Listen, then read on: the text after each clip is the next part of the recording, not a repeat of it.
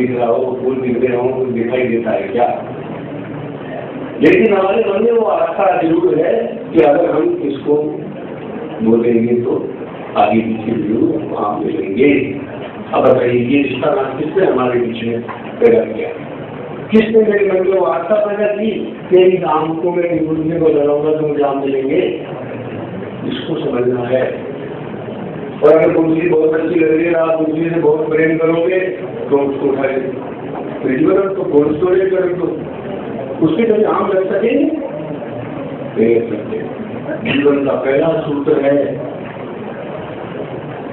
कुछ देना है, कुछ बनना है, कुछ करना है, उनके अस्तित्व को मिटाने की तैयारी दिखाओ। अगर आप अपने को बचा के जीना चाहते हो, बड़ा चलेगा 100 साल के बाद देख करके अगर चले जाओ, बड़ा काम नहीं। तो देखो कुछ द्वारा इतना बड़ा मेरे काम, तो उस गुठलिए को आप जमीन में गाड़ दीजिए। 15 दिन के बाद जब मिट्टी को अगर आप हटा के जमीन में वहां क्या दिखेगा? वो गुठली आपको फटी हुई नजर आएगी, 2 टुकड़े में दिखाई देगा वो बीज आम का, उसमें भी एक कोमल आपको खुद दिखेगी। इसका मतलब भी स्पष्ट है कि जब तक मेरा अस्तित्व बना हुआ है, मेरे से बड़ा निर्माण नहीं होगा, मैं प्रकृति को आगे गति देने लायक नहीं बन सकता। अगर मुझे प्रकृति का विस्तार करना है, खुद को मिटाना पड़ेगा, जमीन में दबा देना पड़ेगा, काट देना पड़ेगा और भूल देना पड़ेगा कि मुझे जीना है। जब आप 4 साल के बाद देखो वहां क्या है, भाई आप लोग बैठे हैं तो मेरे को वो पीछे उनकी शक्ल नहीं दिख रही, और दर्शनीय समय के साथ में क्या बढ़ रहा है, उस आम की शक्ल वैसी हो रही है जिसका वो बीज था, जिसकी गुठली थी दिख रही है मेरे गुठली में, इसे पेड़ में बह रही है। और जब तक आम नहीं आ जाते, उसका रस नहीं भर के पीछे नहीं रस हो जाता, तब तक वो गुठली उस पेड़ में काम कर रही है। तब हम बोलते हैं मातृ देवो भव, पितृ देवो भव। बचपन से पढ़ते आए हैं कि मातृ देवो भव क्या है, ये पूरे शरीर में जब तक मुझे जीना है तो मेरे शरीर में काम करते ही रहेंगे, वही काम करेंगे। मुझे जितना जो श्रेय बाजार में मिलता है, यश मिलता है, कीर्ति मिलती है, वो मुझे नहीं मिल रही। जब हम कहते बड़ों का आशीर्वाद काम आता है, कैसे काम आता है, कैसे काम आता है?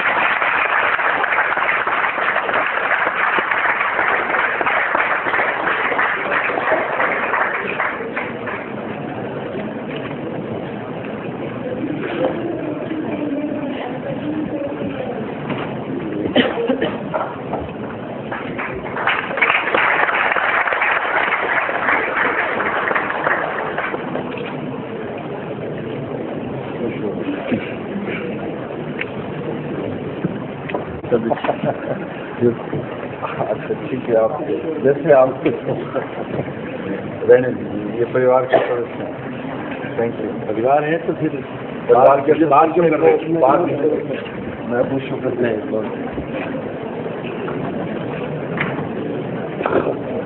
आपने दी ये परिवार बच्चों को बुला के, उनके बच्चों को बुला के पूछो, पत्नी को एक कदम यहाँ पे किसी को भी कभी मेरा साथ उनसे साथ में लगे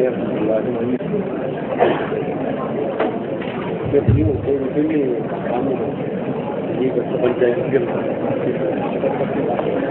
सबके बच्चे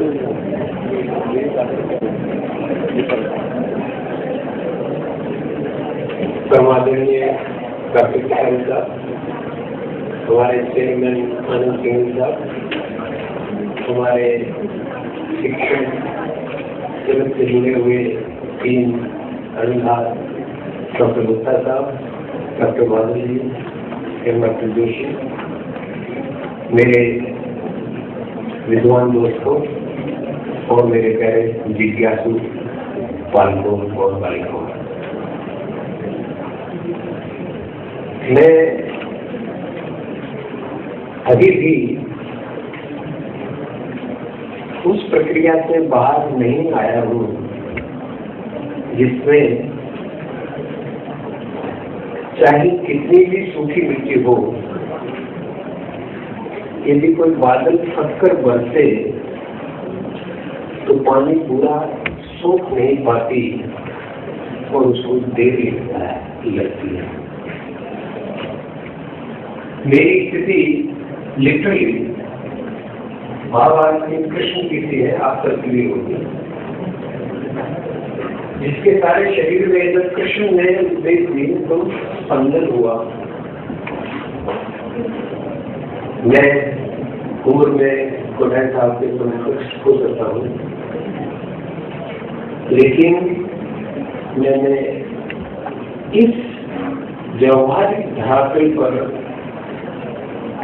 आध्यात्म, जीवन, विज्ञान, इन तीनों को इतने संतुलित ढंग से पहली बार सुना।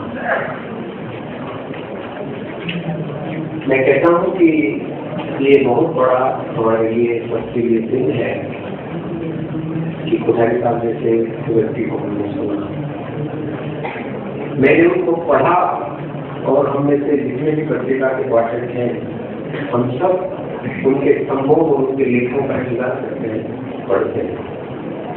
लेकिन जैसा उन्होंने खुद कहा, स्वर, उसका नाम, उसका वाइब्रेशन, उसका रिसेप्शन, ये अपने आप में एक अलग प्रोसेस है जो पढ़ने में नहीं प्राप्त होता। और आज जब उनको सुना तो बिल्कुल असाधारण, बिल्कुल विलक्षण अनुभव था। मैं जो मैसेज करता हूँ कहना चाहूँगा, अभी 2 दिन पहले ही चेयरमैन साहब ने प्रेस कॉन्फ्रेंस एड्रेस की थी यहीं पे, और उसमें उन्होंने, मैं बाहर से वो रिलेट कर रहा था, उसमें उन्होंने कहा कि मीडिया और पत्रों से जुड़े हुए लोग समाज का ट्रांसफॉर्मेशन कर सकते हैं, ये सच है। लेकिन यदि इस क्षेत्र में कोई व्यक्तित्व उस रिचनेस का हो, उस क्लैरिटी का हो, उस कम्युनिकेशन के ईज वाला हो, जैसे कि डॉक्टर कोठारी साहब है, तो मैं समझता हूँ कि समाज का ट्रांसफॉर्मेशन या समाज का पुनरुत्थान निश्चित है।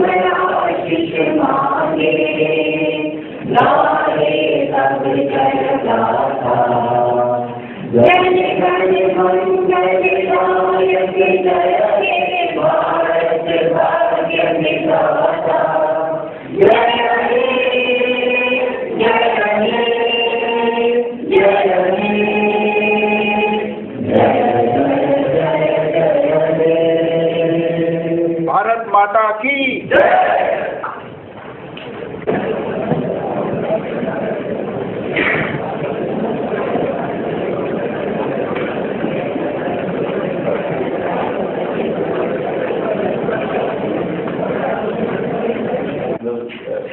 आप मुझे तो चाहे तो आप अपना कंटिन्यू रखो, क्या करो इवेंट चल रहा है,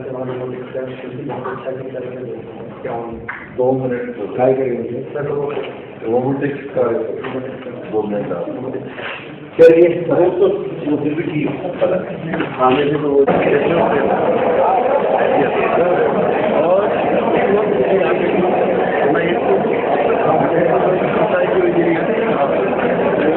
ग्रेजुएट मेंबर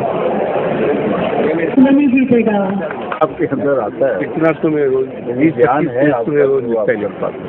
रोज लिखता हूँ। सर रोबोटिक्स का ही ना है ये बहुत कुछ बहुत रेडी स्टार्ट अभ्यास That's on. I'm going on in PS2.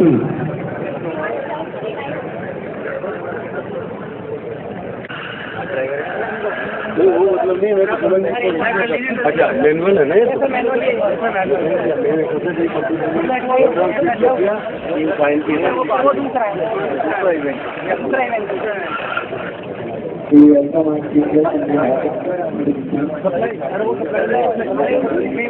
Welcome to our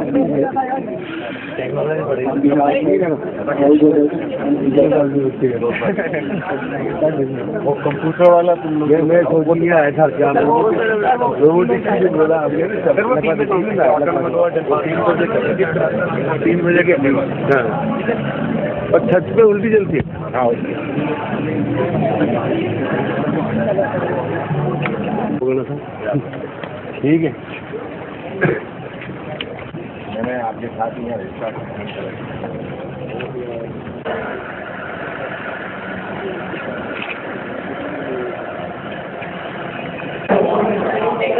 तो नहीं करो यार सुन ये थोड़ा लेना